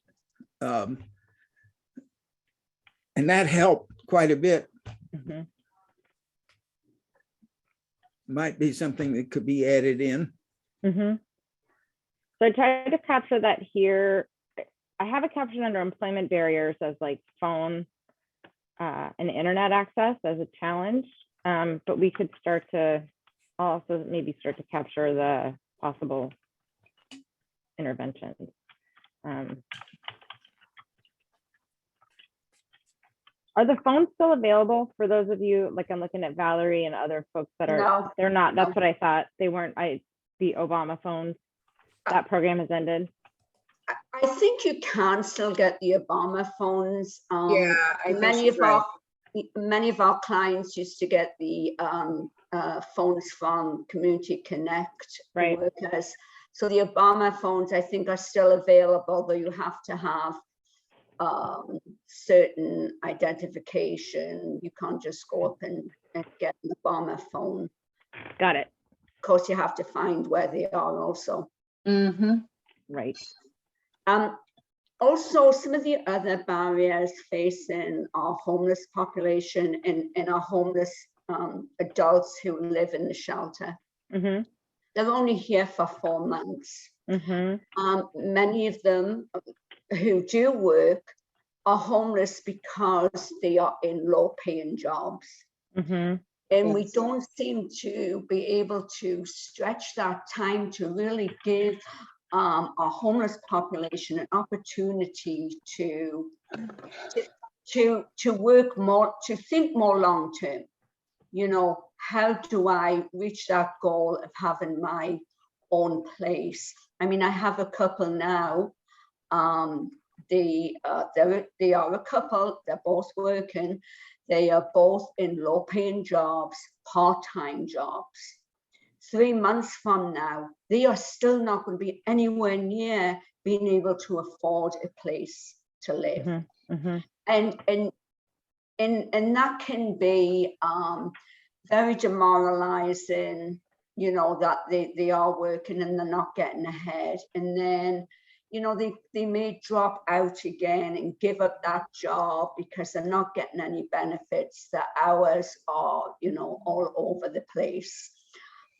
So in addition to that, often they have a very spotty work history, you know, they have long spells where they're not working. They haven't had any experience in certain areas. So there's a whole host of issues. I have something that Shelter Inc. years ago used to have a transitional housing. And I have lived experience because I went through that program. I was homeless. I lost my children to CPS. I went back to school, got my degree, and used that time to better my education, which then got me a position basically here. I mean, down the line.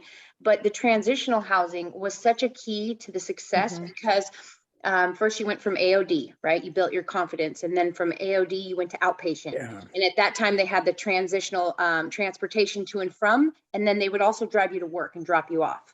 And then from there, you've learned your living skills, right? To live and work through the community and know all the different resources and how to stay clean and sober while out of a program. Then from there, after program, you went to a transitional, right? And Shelter Inc.'s program was so key to getting the linkage to all the other programs, to going back to school because your rent was so much, it was subsidized so much that you were able to focus on going to school to build those skills to get a better job, which would pay more, right? So then you also have your own skills you're learning to own your own home. You have the skills of parenting again. There's a lot of people that are just getting their children back in the community after all these chaos that happens in your life. So a lot of these things that you guys are talking about, I went through, and the child care is number one key, but the transitional part, right? That beginning, because you can't just slap somebody in their new apartment. They need to learn how to live in the community all over again, and baby steps. So all this is great, but what about teaching how to live in the community again? Whereas transitional helps you learn how to pay your bills again, keeps a roof over your head, gives you that capability of going to school and still working part-time. It was a huge help. And I've seen so many people success from that. I just wish that program was still around. Yeah, I agree. I was going to say part of why you don't see is HUD doesn't really fund transitional housing anymore. So HUD is our largest funder for homeless related housing, and they've really moved to just permanent supportive housing for people with the highest needs, and then rapid rehousing is sort of the solution that they are funding. But I really hear you. For a lot of people, that what's available through rapid rehousing is not long enough. If I could, this is Leonard with the Veteran Succession House. I'd say that on a small scale and limited to veterans, that's exactly what we've been doing. We have we're service intensive transitional housing as a provider for the VA. And anybody who comes to our program understands that they're going to be working directly with the case manager, working on in every aspect, credit, work referrals, dealing with any issues they may have that were barriers to employment in the past, and getting them certainly with benefits and services, and even moving into permanent housing. We have one case with a gentleman that's going to be moving out at the end of the month, and he bought his own home, but he's moving out of state. But that's a great success story.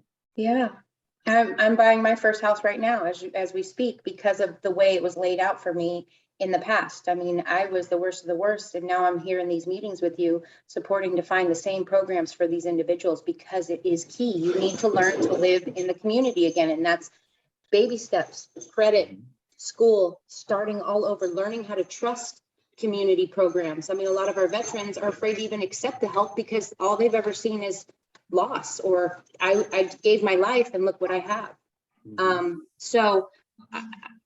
Yes, transitional is a great idea, and also for single fathers who may have stepped up to be the parent. I mean, these are all aspects, right? And sorry I'm taking up so much time, but I just see a lot of success with transitional. I wish there was a way to find funding for that, because the other thing is it also gets rid of and I don't want to say gets rid of, but it weeds the ones that really want the help out, right? Like if you can't handle transitional, why step to the next phase where we're, and I apologize for saying this, but putting so much money and people failing on a home on their own, right? Whereas transitional literally teaches you the steps to be successful in your own home when you're all by yourself and nobody's supporting you financially. And I'm working with a younger, like transitional age population who they don't need to know how to live in the community again. They just need to know how to live in the community, outside of an institutional kind of structure like a group home. And they do not have these skills. They are not leaving foster care or a group home with these skills by any means. Right. And I think ILSP is great, but it doesn't connect with everyone. And unless they specifically qualify for a transitional housing program through their foster youth status, there's a lot more kids that need the support. And so I'm wondering, how do we, because I understand the way HUD is going, but I agree that it's setting up, and I can speak specifically, and you guys are speaking to other populations, but specifically to Tay, it's setting them up to fail. And then the homelessness becomes just their life. And they might have little bouts here and there where they have some kind of housing, but there's not good outcomes ahead. So I guess, how do we find, or how do we create, or how do we collaborate to provide supportive transitional services for the programs that HUD is backing, so that more people can have, better outcomes than we're seeing. And then the second thing I also think, and that connected to what other people are saying, is I'm wondering if one topic alone could even be finding paid training or paid internships so that people could continue earning an income while also bettering themselves in terms of their education and finding a different kind of career path. Yes. Jamie, I'm going to call on myself, and then I'm going to call on Richard, or sorry, Gerald Richards. So when Valerie was talking, I think the note you took there was the spotty work history. I was thinking, one of the things that we kicked around when the WAF Human Centered Design Group was meeting was like, are there a group of people who are interested in doing, case review meetings where you really are focusing on individuals and this is their situation and how can we come together to solve it? And so I wonder if that should maybe be a working group. What would you call it? Like a case conferencing? Yes, that would be fine. Between homeless and workforce. Right.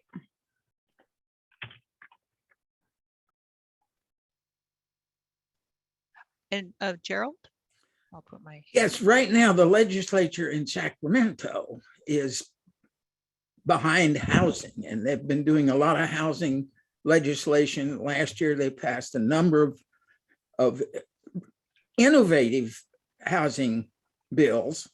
It may well be that HUD will never do transition again, but perhaps the state could fund a transitional program, and we might ought to approach our legislators in this county and perhaps propose a bill to put something together for them.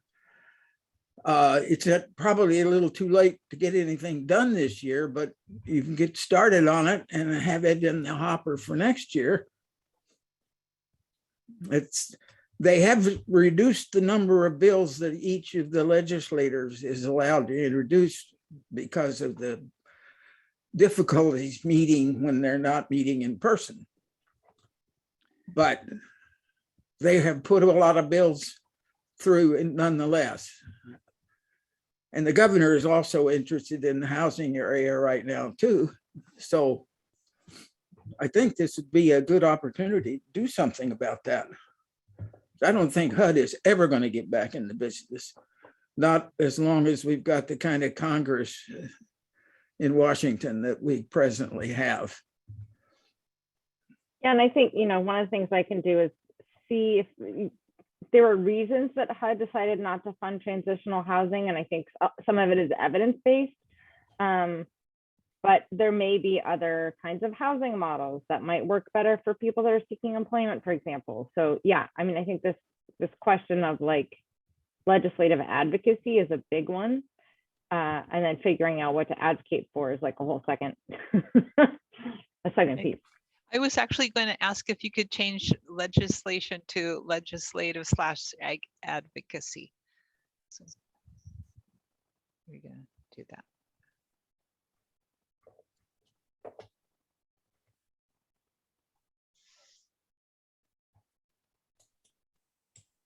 I'm mindful of time, so we have about 25 minutes left. So I want to check in with folks and see, we can break you out into your regional groups for like 10 minutes. And what you could do in your regional groups is popcorn for yourselves and come up with your own list of things you might want to tackle as regional groups. Come back to us, report that out so we make sure we have it, and then move to agency announcements. What do people think? Like, so I guess my question is, would you rather take the chunk of time we have left and just do sort of agency announcements and report outs? Or would you rather have less time for that and break out in your regional groups to figure out some strategy for the next time we all meet? Strategy for what you guys would want to work on regionally.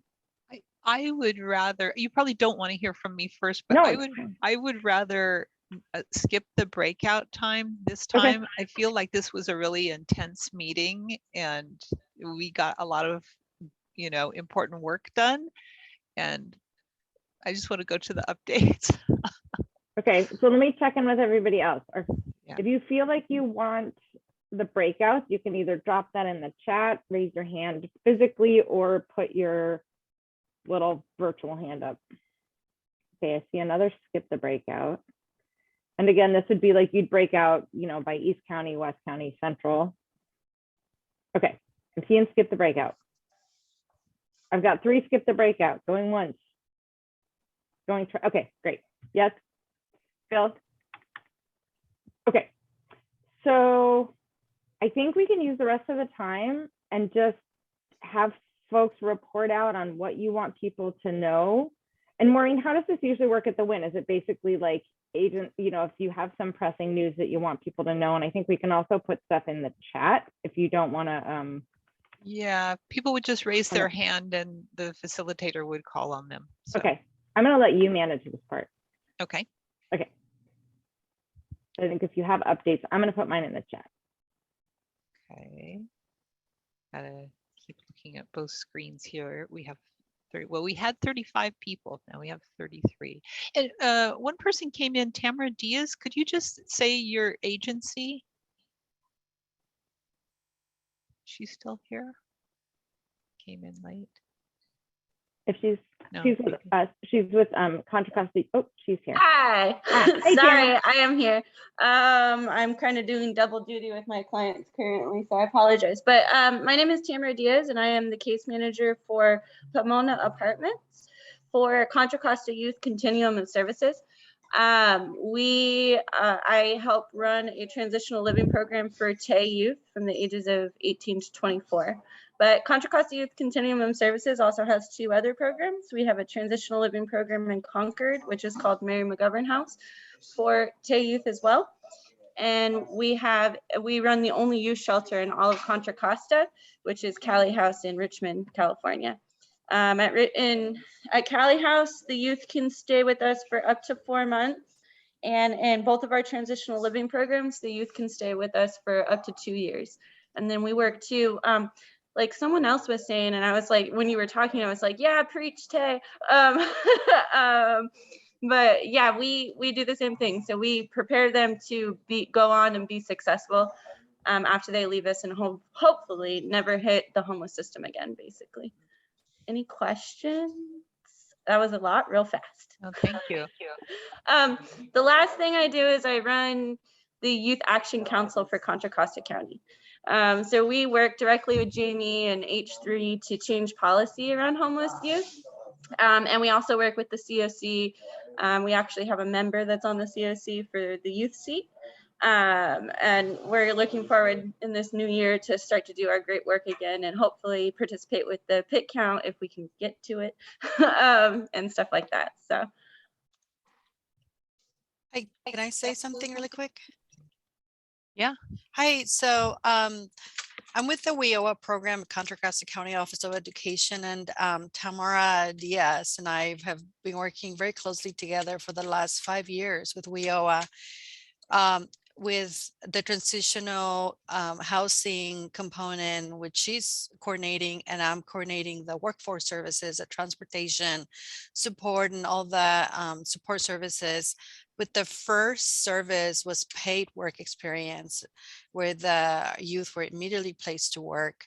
And that was a model that I believe worked because of the interagency collaboration and the communication, the extent of the communication and the trust between the two agencies. Yeah, I definitely agree with that. We built a partnership to where I would literally walk clients down to Maggie, or when I moved to the transitional living programs, take them to her, and then we would work together to make sure that they got employed and then eventually housed. And it is a wonderful partnership. Good. Great. I'm not seeing hands raised. Oh, Morgan? I was just gonna comment on what Maggie and Tamara were speaking about.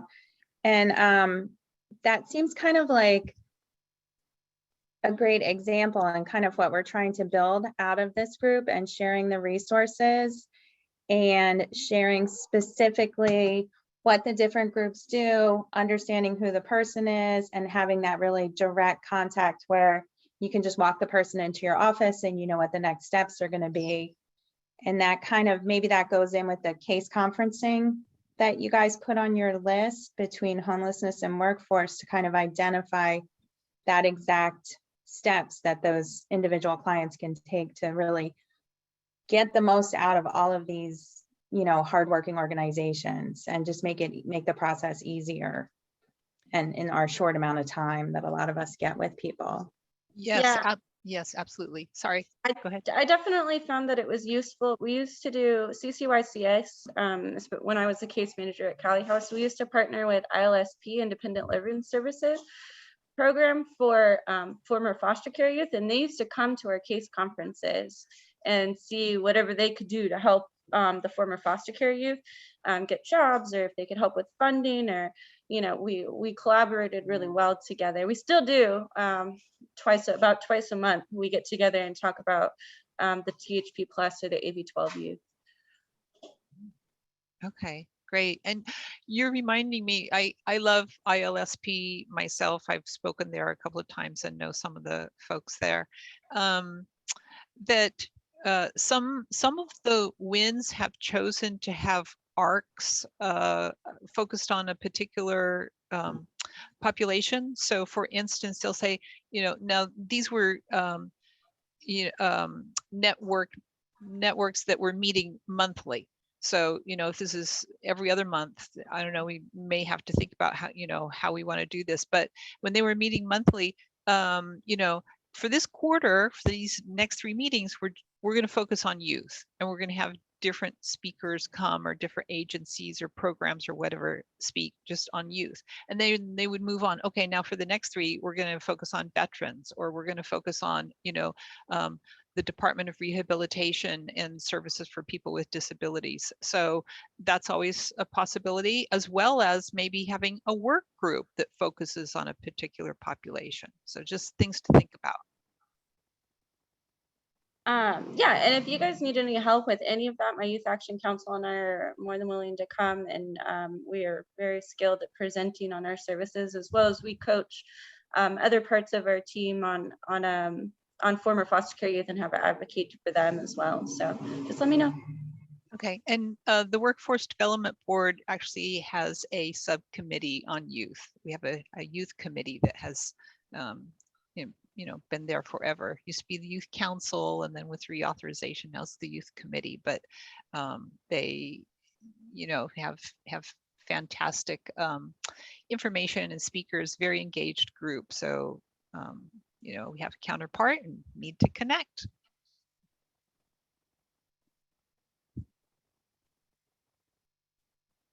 Maureen, I see a few hands. Can you?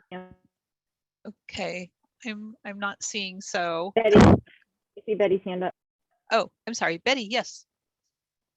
So I'm Betty Geisher-Cantrell with SparkPoint Contra Costa, and also on the call is Daniela Lascano, who's our new site manager at our Bay Point office. So Daniela's waving at you all. She would be the contact person if you're wanting to refer anybody to our Bay Point office. We have 4 offices across the county, one in Bay Point, one in Richmond, and then also at Diablo Valley College and Contra Costa College. So it's almost VITA time starting, the Volunteer Income Tax Assistance Program. So we'll be providing free tax prep, both virtually and drop off at all of our sites virtually, but then also drop off at our Bay Point site. We are this year the only place in Contra Costa County that's also doing taxes for foreign students and faculty, which is something new this year.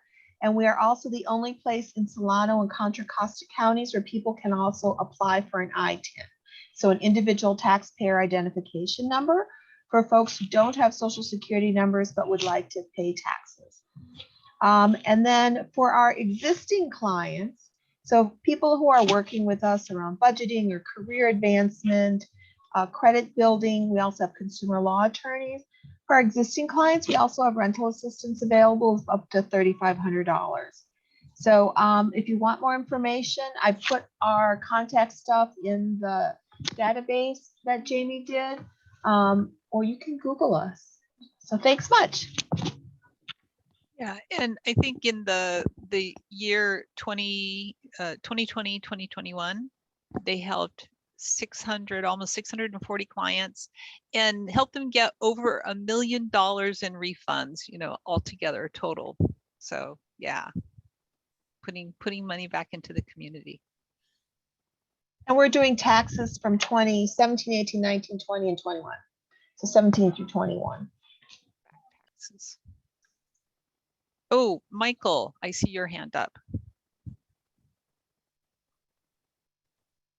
I was clapping because I heard the $1 million in total. I was like, wow, that's fantastic. So okay. I was doing a clap hand. Yeah, thank you.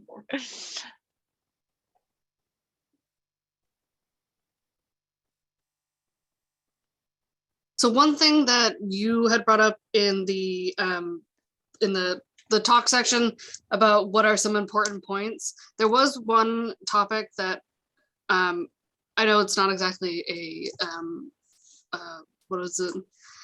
Oh, sorry.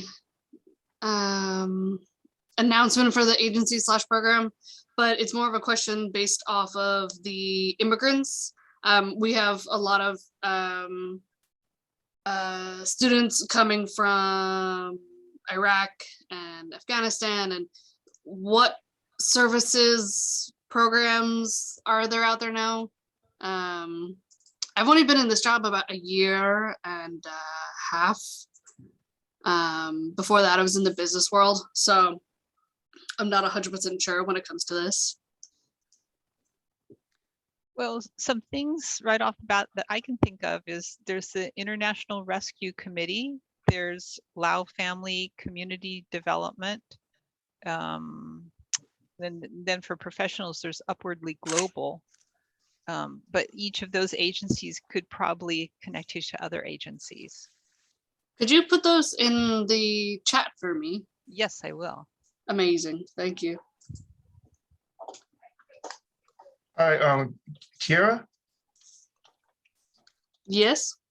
I believe I still have a contact for Upwardly Global. I used to work with them previously, and I can send you the contact person's information. That way you can check to see if he's still with the agency. Okay. That'll be awesome. Thanks, Daryl. No problem.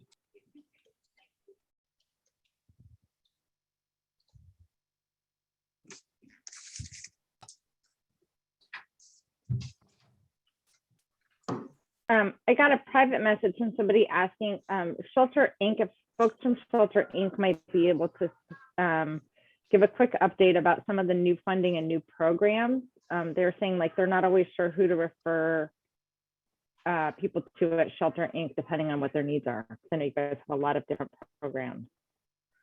And for homeless services, generally people should be going through sort of the call 211, go to a care center or go through CORE. But I know you also have some of your own direct phone numbers and programming. So if you're able to do kind of an update. Sure, Jamie, I can do that. Hi, everybody. This is Andrea Foti. I'm a Senior Program Director at Shelter Inc. Thank you for having me here. I was actually completing and typing the update, but I will do it just typing it right now. So that works as well. So yes, we do have many different programs that serve all Contra Costa County. We have shelters, we have a prevention services, we also have rapid rehousing, and we have permanent supportive housing programs. The rapid rehousing and permanent supportive housing programs come through coordinator entry. Our prevention, as well as our shelter. Our prevention services have many different funding, and as you can imagine, they have different requirements, so we need to analyze case by case. But the way that people can get access to it is calling our eviction prevention hotline. And the phone number is 925-338-1038. In there, we will be able to assess the situation, verify eligibility, understand the reason why they're asking for support, and see if we're able to financially support them down the road. Excuse me. We also have a small little rapid rehousing program that do not go through coordinated entry at this point. This one helps literally homeless, and we could pay only one time either deposit and or rent. And we do have a lot of spaces available for those that are under that situation. So they need to be able to be self-sufficient and continue to pay the rent on their own, but they have to be under the HUD literally homeless. I can put my information in the chat as well, just in case you have more questions, because we really want to be able to provide this funding out to our community members that need it. And sometimes it's hard to be able to get to them. That's basically what we do in a huge nutshell. I don't know if there's any other questions that anybody else has.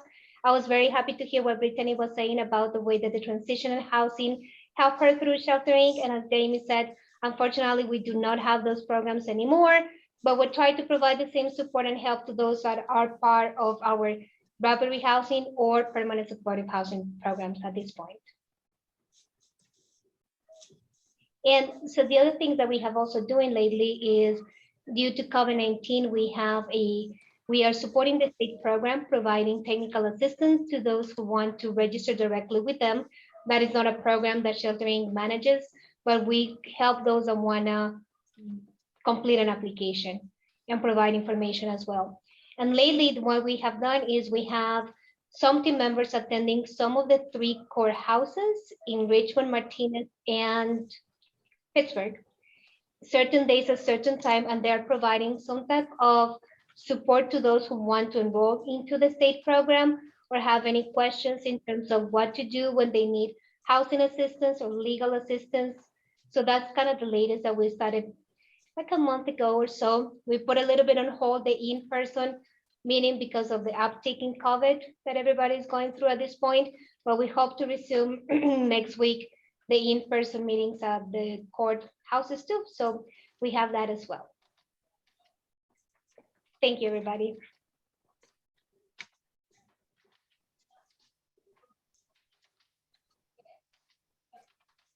And I just want to do a time check. We have about 5 minutes left.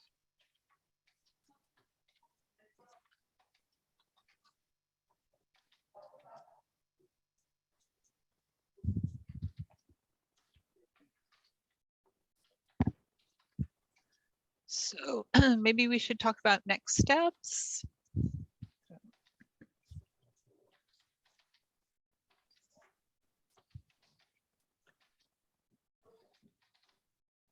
You want to leave that, Maureen? So yeah, so I guess we'll well, we have the recording, so we'll send out some notes as well as some of the documents that you have, Jamie, give links to those, like the question thing. And then we'll look at scheduling the next meeting and also kind of, to the next set of meetings to the end of the year. I'd say. And scheduling, when would be the best time to do those, and the groups that are forming and how to link with those groups, and so on, and what people want to see in the next few meetings. So I guess stay tuned and watch your inbox. And I want to thank everyone for being so engaged. This was really a lot, and just thank you. A lot of knowledge, clearly a lot of information exchange can happen in this group. Absolutely. And for those of you who volunteered to be the chair / co-chair, we will be harassing you. I also just dropped in the chat wondering, I find it helpful to have sort of a regular, third Wednesday of the month from 1 to 3 or whatever. So I'm wondering, it looks like this time works for you all because you were here. Do you want to keep it? It seems like we should pick us something and just go with it so everyone can kind of schedule around it. Yes. So we'll do a quick email check with people that are on our bigger list just to make sure this time and place works for the majority of people. But that's my preference, just trying to schedule my own life. Yeah, no, The I million agree. meetings. Yeah, and people are asking for the resource sheet, so let me put that back in the chat. Hold on. So again, you can look at things and you can also put things in this Google resource sheet. And when in our follow-up email, we'll send it out to everybody too. I think that's all we have for you. I really appreciate your time and effort, and I really like spending that much time on the intros. I feel like we're all still doing the forming here, getting to know each other. Stay tuned for an email from either me or Maureen. And as always, I'm going to drop our emails in the chat. If you have questions, you can always reach out to us. Yes. And that's it. Thanks, everybody. Thank you, everyone. Thank you. Thank you, Maureen. Thanks, Jamie.